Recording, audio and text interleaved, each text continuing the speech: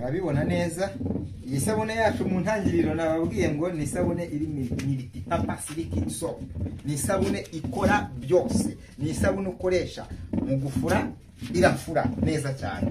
Hanyuma ni sabune wogesha ibyombo, ni sabune ikoropa, ni sabune mbese ikora byose, koza imodoka, ibinyabiziga bitandukanye irabikora, ikora umuti cyane. Zamwe mudukurikira umunsi ku munsi nkuko bisanzwe duha tubifuriza amahoro n'imigisha bituruka ku mwami Imana. Aha ni ku Rurembo TV. Rurembo TV ni channel twashyizeho kugira ngo tujye tuganira ijambo ry'Imana, ariko turibaza ati umukristo arwana n'ubuzima. Iyi si turimo ni isi igoranye, ni isi duhuriramo n'ibintu by'ibibazo bitandukanye, cyane cyane by'imibereho. Mu buryo bw'imibereho rero yo tuvuze ngo umukristo yubakwa n'ijambo ry'Imana, ariko nanone akubakwa n'ibifatika. Murabizi ko tugiye mu rusengero baratubwira ngo dutange amaturo, icyacumi, amashimwe. Burya se biva mu bigendanye n'ibyo wakoze. Ibyo wakoze rero ni ibihe? Hari abantu b'abashomeri, abamama, urubyiruko, abagabo, mbese kuri buri kigero cya buri muntu wese ushobora kwiga ibintu bitandukanye biguteza imbere. Rero mbahaye ikaze aha ku Rurembo TV. Birashoboka ko yaba ari ubwa mbere ufunguye iyi channel, nari nkubwiye intego yacu. Hanyuma reka nkwisabire ikintu kimwe, kanda subscribe, kora like, share na commentaire yawe irakenewe. Imana irahereza umugisha. Hanyuma tugiye kwiga isabune, gukora isabune. Natekereje ikintu nabigisha, ni ibintu byinshi dufite, gahunda nyinshi dufite kuzagenda twungurana inama mu buryo mwatera imbere. Ariko reka duhere ku isabune. Ntago ari bwo bwa mbere nigishije gukora iyi sabune, ahubwo nigishije mu bijyanye na teori. Hari video nashyizeho mu buryo bwa teori, rero tugiye kwinjira muri pratique. Nyemerera rero twagiye. Abanyeshuri mbahaye ikaze, ni hano mu ishuri, ni karibu mu ishuri. Nizere ko mwafashe agakaramu n'akabike. Ni ngombwa, umunyeshuri agomba kuba afite ikaye, agomba kuba afite bike, ikaramu. Hanyuma ugafata note, ukagenda ugira ahantu nota kugira ngo ejo n'ejo bundi uzabashe kubikoresha. Hanyuma isabune yacu tugiye kwiga, isabune murabizi ko ziba mu bwoko bwinshi butandukanye. Hari isabune z'amazi, cyangwa se hari n'isabune ziri solide zikomeye zandi mufurisha mu ngi wanyu. Hanyuma isabune nabahitiyemo ni isabune idasaba igishoro cyinshi. Icyo ni icyambere. Mbahitiramo ibintu bigendanye n'ibibabereye kugira ngo mubashe gutangira. N'ibindi tuzagenda tubyiga, ariko reka duhere kuri savon liquide, cyangwa se mu yandi magambo isabune y'amazi. Mu isabune z'amazi rero tugiye kwiga ziba mu bwoko bwinshi bura nazo, ariko muri zimwe ndahite n'isabune imwe tugiye kwiga, ni isabune ikora byose. Mu yandi magambo mu rundi rurimi rw'abanyamahanga bayita Multipapa Silic Soap. Multipapa Silic Soap ni isabune ikora byose, ni isabune ikoropa, yoza ibyombo, kandi ni isabune ushobora gufurisha rwose, woza imodoka. Urumva ni ibintu byinshi ikora. Birashoboka ko rero weho unyumva waba uri mu Rwanda, muri Afurika, cyangwa n'ahandi ahariho hose uherereye ku isi, iyi sabune yagufasha mu rugo iwawe. Nubwo waba ufite n'akazi, yagufasha iyi sabune. Ubashije se kuyikora, wamara kuyikora ukajya uyogesha imodoka, ukajya ukoropa, burya amafaranga yawe wakoreshaga ugura muri za butiki zitandukanye, ugura amasabune yagabanuka. Ubwo wa mushahara wawe uko wabonaga utabasha kwihaza mu rugo iwawe, burya uwikoreye ikintu bishobora kugabanya ibyo wadepansaga, amafaranga yagendaga mu bintu bitandukanye. Rero murakoze cyane. Hanyuma iyi sabune kugira ngo uyikore twagiye, ubwo turatangiye noneho nyirizina, turatangiye kwiga. Hari ibintu by'ingenzi, niyo mpamvu nakubwiye ngo ukurikiranye kuri izo video zacu twagiye dusohora video nakoze ya teori.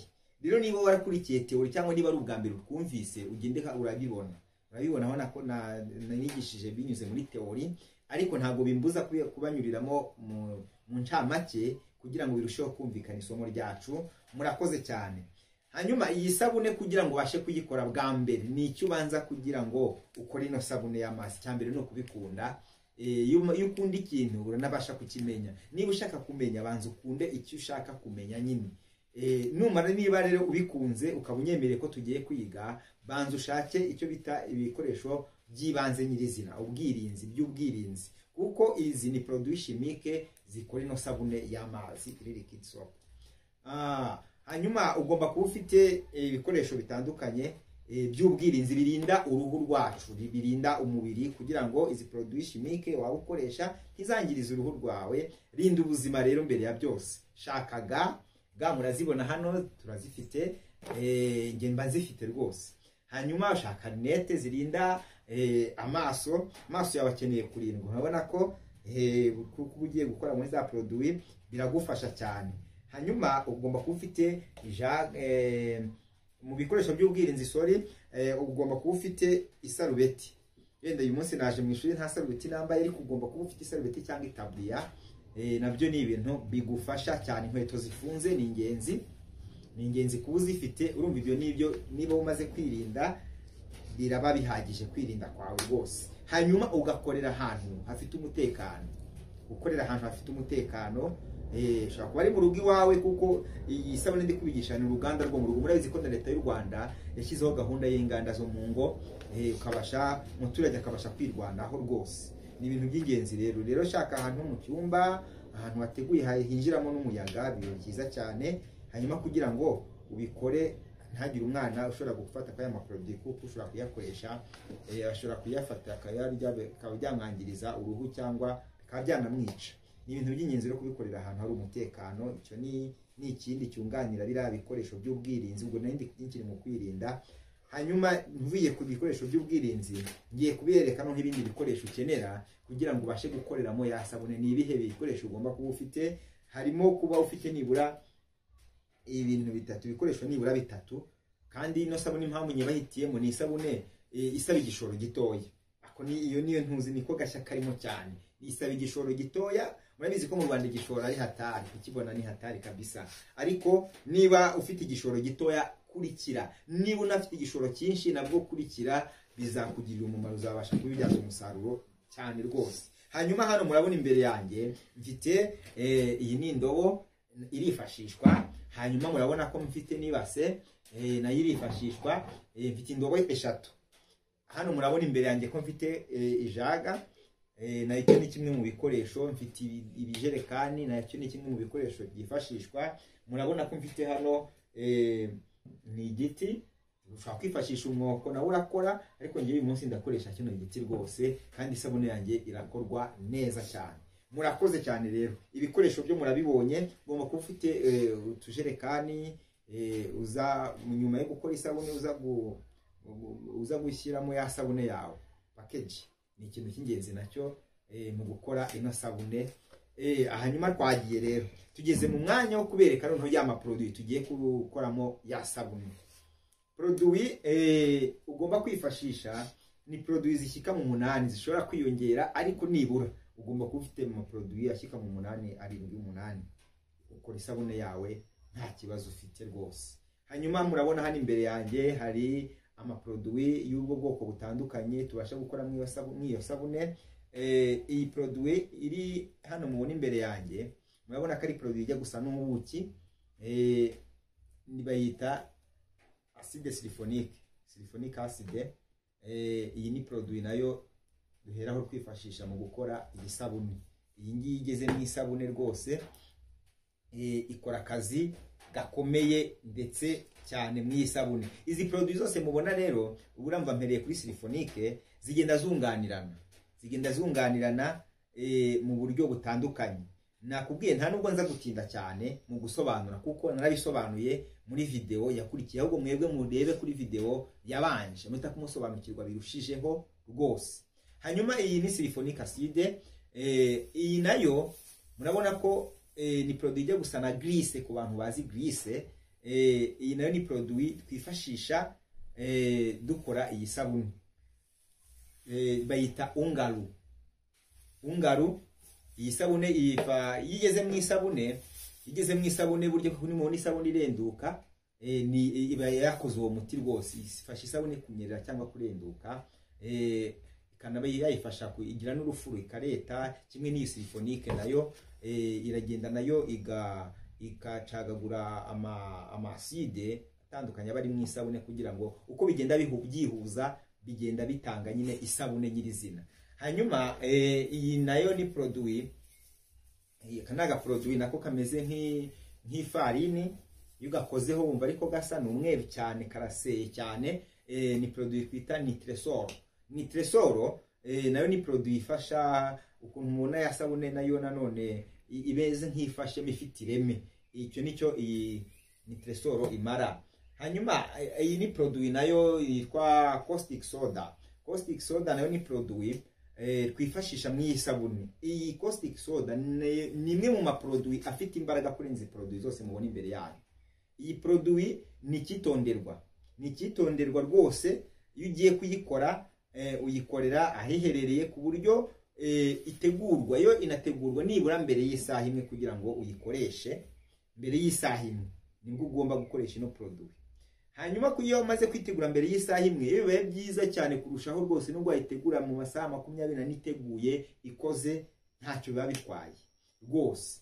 Hanyuma iyi produit iragenda nayo ikica, igeze mu isabune iragenda ikanetraliza ama microbe, yica microbe. Kwa kundi mubona nko kuri toilet cyangwa ahandi mushaka gukoropa cyangwa ku myenda ikuramo ibizinga, ibifite imbaraga nyinshi, iratwika, ni nk'umuriro. Niyo uri kuyikora, icyo uri kuyikoramo kiba cyabaye nk'umuriro. Rero bivuze ngo ishyitse ku ruhu nayo irangiriza. We niba ibasha kwangiriza nk'umwenda imenetseho kubera ibifite imbaraga nyinshi itahuye n'izindi produit, icyo gihe irangiriza. Mujye mukaraba isabune mukumva yagize kuryaryata ku ruhu, kurira bari isabune cyane. Iyi niyo produit iba yabaye nk'ubwiganze. Niyo mpamvu niyo dukora isabune buriya tugira ibipimo dukoresha. Ku batangizi twikoreshereza pH paper, ni igipimo dukoresha kugira ngo turebe amaside niba aringaniye neza, kugira ngo nimuyakoresha namwe cyangwa no ku myenda bigire habe ibifite ubwirinzi nyine ubona ko itagira icyo yangiriza. Murakoze cyane. Hanyuma ahangaha hari indi produit nayo mubona ibijya imeze nk'udutete, nayo sinzi niba muyireba neza, ariko iyi produit bayita soda hash. Nayo ni produit igenda igakora akazi nk'akajya ikunganira iyi Nitresol, nayo yongera ireme mu isabune, ni kimara. Murakoze cyane. Hanyuma ngeze ku yindi produit, umunyu. Uyu ni umunyu wo mu nganda, ni umunyu wagenewe gukora nyine iyi sabune. Uyu munyu rero nawo ikintu wagenewe gushyirwa mu isabune. Uyu munyu uragenda nawo donc buriya umunyu wongera grante mu isabune. Umunyu wongera grante mu isabune, nicyo ugenda ukamara, utanga imbaraga mu kurinda isabune. Buriya umunyu ugira ubwirinzi, utanga ubwirinzi mu isabune kugira ngo ntiyononekare. Muri bimwe byinshi mara, icyo ngicyo irakimara. Ugiye kuri ya video nakubwiza bisobanukirwa birushijeho cyane. Hanyuma hari ma produit tugezeho murebe imbere yanjye, ni perfume yo mu isabune ariko yagenewe kujya mu isabune. Ni impumuro mu yandi magambo. Iyi mpumuro nayo ni inyongera, ni produit twita inyongera agaciro. Bivuze ngo utayishyizemo impumuro wakoresha ya sabune, niho tubyise ngo ni inyongera agaciro. Ibara murarireba, iyo ushaka gukoresha mu isabune yaba ari icyatsi, umuhondo, ubururu, biterwa n'ibara wahisemo. Izi nayo ni produit y'inyongera agaciro. So izi sabune zacu rero, isabune yacu ubu ngubu nkuko mbibasobanuriye, maze kubanyuriramo muri theory mu ncamake.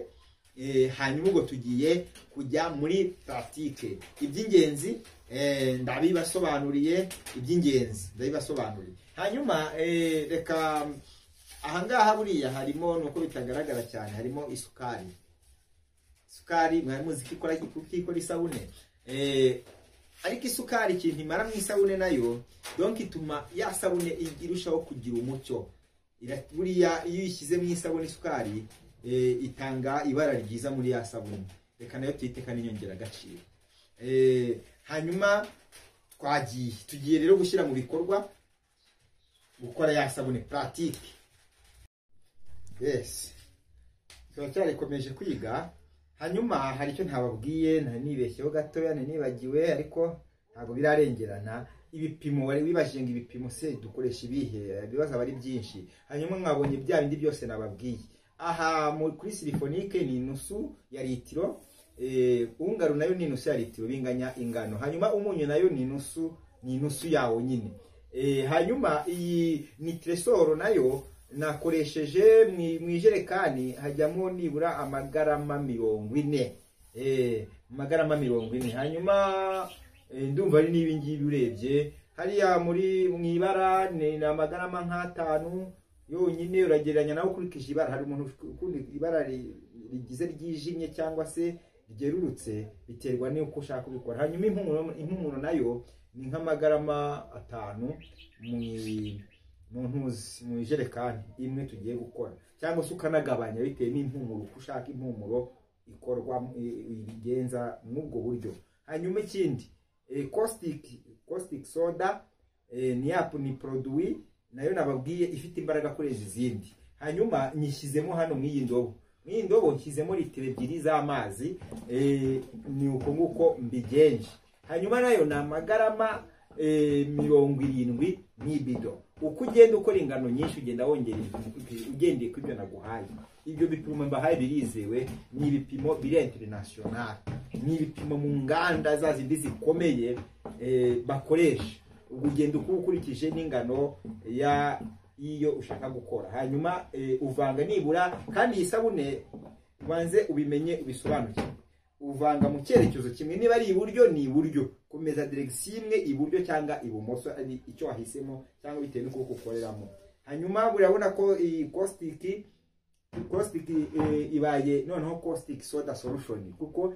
irafunguye nyine yabaye iya amazi nayishyize mu mazi yafunguye ntabwo ikiri caustic soda gusa ni caustic soda solution ibaye solution rero hanyuma iranashoje rwose hanyuma tugiye gufata noneho ungaru tugiye kuyishyira mu ibafu yacu noneho ungaru iyi sabune ivangwa mu buryo butandukanye abantu ushobora kumva ngo hari ntuheretse ino nzira imwe kandi tuyivanga mu buryo butandukanye inzira nyisandukanye ariko nabahitiyemo inzira mutangiriraho yoroshye kurusha izindi nzira kuko ndashaka ko mubifata vuba mukabibyaza umusaruro hanyuma murabibona ko ari nka grise rwose biroroshye icyo mbabwiye nuko byoroshye kandi nkwijeje ko nzajya ngufasha mu gihe umpamagaye nkugira inama ukanibaza niko bimeze ugomba nyine kugira bwa bwirinzi nakubwiraga ku buryo ibintu byawe amaboko yawe uruhu rwawe ururinda iyi ni inzira imwe nabateguriye yo kugira ngo ukore isabune mu buryo bwihuse hanyuma ya nusu y'umunyu mwayibonye uhita kuyishyira muri ya ungaru ukabivanga iyi ni inzira yoroshye cyane rwose nubwo waba ufite imyaka ingana iyi sabune wayikora kandi iyi sabune iratubuka ku buryo nawe ubwawe kuyikorera uzambwira komanteri yawe ndayikeneye kugira ngo mbwire uti koko uyu muntu ibyo yatubwiye ni ukuri kandi murabizi ko iyi cano yacu ishamikiye ko ari n'icano ya gikristo ivuga ko rivuga butumwa rya gikristo rero ntabwo tuje hano ngo turabeshye oya twebwe tubabwira ibintu bifite ishingiro kandi biri mu kuri ntabwo turi babandi bakubwira bakaguhisha ibanga rimwe mu rwego rwa business yabo oya twebwe turakubwiza ukuri ukakora ibintu nyine nawe wabigira byakubera umugisha bikaba byiza cyane biradufasha biranadushimisha cyane iyo bikubereye umugisha icyo nicyo kidushimisha cya mbere kuba ari kwigisha abantu ikintu tukabona bari kukibyaza umusaruro hanyuma murabona ngewe ndi kuvanga mu cyerekezo kimwe ubu sinshobora guhindura ngo nzane gutya kandi ndi kumwe direction mvangira iburyo iburyo ni iburyo ibumoso ni ibumoso niko bimeze ahangaha rero ibipimo dukoze biraza kuva mu ijerekani nibura y'isabune ijerekani y'isabune kandi uzaba ari isabune ifashe nziza cyane ni isabune nziza cyane nta handi ushobora kugenda ku iduka bakakugurira kuri 3 kugurira kuri 3 kubera ko ari isabune iri karite hanyuma iyo umaze kuvanga umunyu na ungaru uhita kushyiramo iyi nababwiye ko yitwa gute ni tresor. Ubwo iyo mutinze mitako myivugira nta kibazo. Iyi ni tresor nababwiye kari amagarama ngahe, muraza kubishyira muri comment. Ntabwo ndibasubiriza kabisa. Ntabwo ndibasubiriza, mubishyire muri comment commentaire yawe. Commentaire kuko uyu mwanya aho turi mu ishuri bandi ngemwe mwarimu umuntu ngiye bafite amasaha ngomba kwigishaho ndi professor. Uko bimeze bita amasaha nigishirizaho, bitinze gusubiza nyine ubwo ngewe hari igihe ngusubiriza, ariko nawe ntabwo ikizami bita umwanya ngasanga wenda hari aho wabizambije. N'igihe dusibiza abantu rwose kugusibiza, ariko ubwo tubiganirira mu gikari kuko muri abantu bakurereka. Okay, murabona ko ngiye gutangira no gushyiramo amazi. Ngiye gutangira kugenda afungura n'amazi make make. Iyo ufite ugufasha agenda gusukirwa nta kibazo, ariko iyo utamufite ugenda ushyiramo amazi yawe gake gake. Uko ugira gake gake niko intuze yawe ibyimba. Izi produits zigenda zigimba gake gake, ikagenda itubuka gake rwose. Amazi ubita ko bigenda byicagagura kushyiramo amazi. Noneho kandi wirinda none kwita kumenera. Impamvu mbavugenga amazi ni make make, iyo yashyiriyemo rimwe bita ko biba urufu, kuko iyi produit ya ungaru igira urufu, iraretesha. Buri gihe produit mu byimara inatanga kureta ku isabune. Ngo ntangiye mbabwira n'akamaro ka ya produit. Inatanga kureta ku isabune, kunyereza ku isabune, kurenduka ku isabune. Yes, niko bimeze. Amazi yacu tugenda tuyashyiramo nta kibazo kirimo.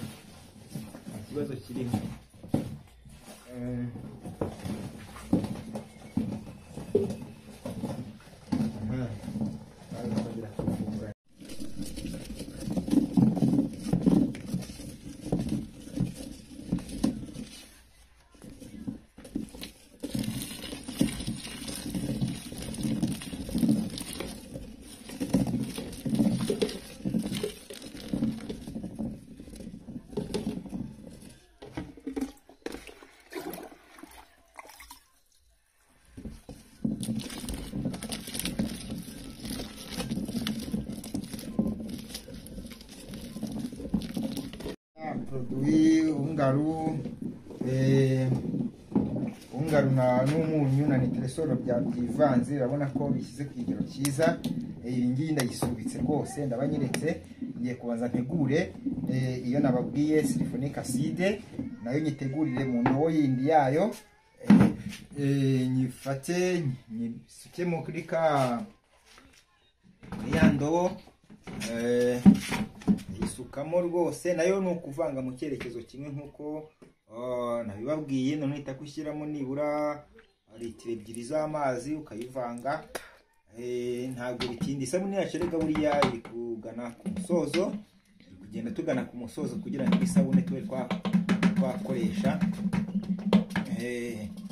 Rwose murabona ko ishizemo. Hanyuma ikintu tugiye gukora ya sukari yanjye, urabona ko nyishyizemo muri ya ungaru. Muri ya ungaru kugira ngo nongere umuco w'iriya sabune ubona ibengerana iri muri package yayo mu kabido kayo. Hanyuma ukayivanga neza, ikivanga. Ngahita kusukamo noneho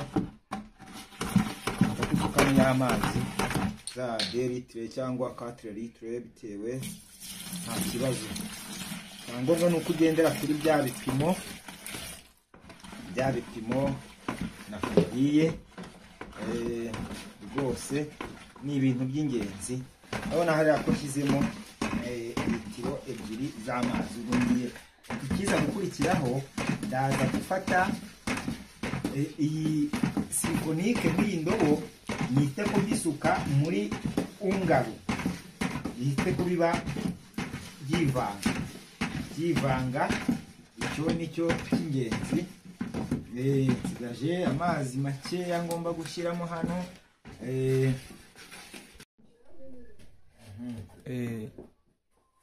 Ubwo kigezweho nanone nababwiye ngo ngiye gufata ya ungaru nyihuze na sulfonic acide bibe uruhurirane rw'ibyo byombi. Ibyo byombi ndabihuje, ubu bibaye uruvange rwa ungaru, sulfonique, umunyu, nitresol. Ibi ngibi ubyumve neza cyane kuko birifite umumaro ukomeye. Yego, ubu ngubu ngiye kubivanga nanone iminota hagati y'2 n'5, hagati y'2 n'5 kugira ngo byivange neza. Byivange neza, ubita kikora icyo bita ubwivumbagatanye, rivumbagatanya ku buryo bipezanya, kandi bigenda biba ibintu bikomeye, ngo bigize imbaraga pe, biri kugenda bishaka kumera nk'ibiba solide, ibintu bikomeye. Ariko ngubu iminota 5 irashize. Isabune yacu urabona ko itangiye kubyimba, iri kugenda ibyimba. Nk'uko ibyimba niko gutubuka kwayo. Ikintu ngiye gukora ni iki rero, ngiye gusukamo ya caustic soda yabaye solution kugira nayo yihuze. Ungaru, sulfonique ngiye kuyishyiramo rero. Iyi ya caustic soda yabaye solution isaha imwe yashize, mbese ubu ngubu ni ibintu biri karte. Yisukamo, vanga iminota 5 nibura nayo, kugira ngo bibe ari ibintu bikomeje kuba isabune nziza. Nuba mwifitse nk'irani caustic soda yabaye solution irarekura, no kuvuga ngo iri itaka irica intege. Caustic itaka intege zina produit ikabigakora zigahita kuzikorana ubwivumbagatanye. Noneho isabune yabaye buri isabune. Buriya se bagize ngo hari igisigaye, ngiye hasigaye iki mu maproduit nababwiye? Icyo ni ikibazo ngiye kukwibariza weho unyumva. Hasigaye iki? Shyira muri comment ya commentaire yawe bishyiremo. Bingiye gushyiramo ntabwo ndi bikubwira izina. Dore ngi ni iki muri commentaire yawe. Ubundi mwarimu agomba guhana abanyeshuri ikibazo. Dore ngi mbishyizemo ni iyihe produit? Iyi produit ko ntayibabwiye izina kandi nayivuze ni iyihe?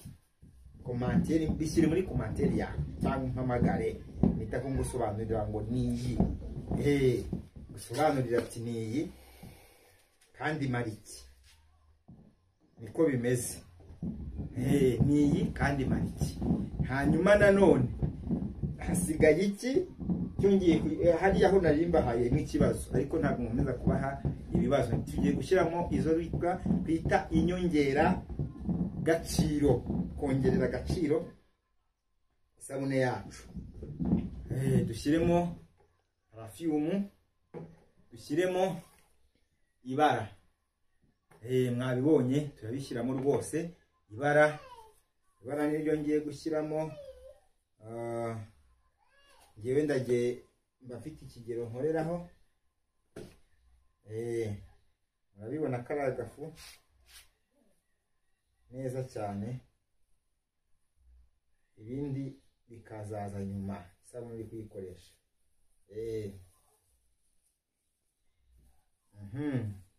Nubwo birarangiye, ibara narishyizemo. Ndaje ndabereka mu kanya isabune, kandi agata iminota 5 isabune yanjye irabonetse. Irabibonetse rwose. Ibara narishyizemo.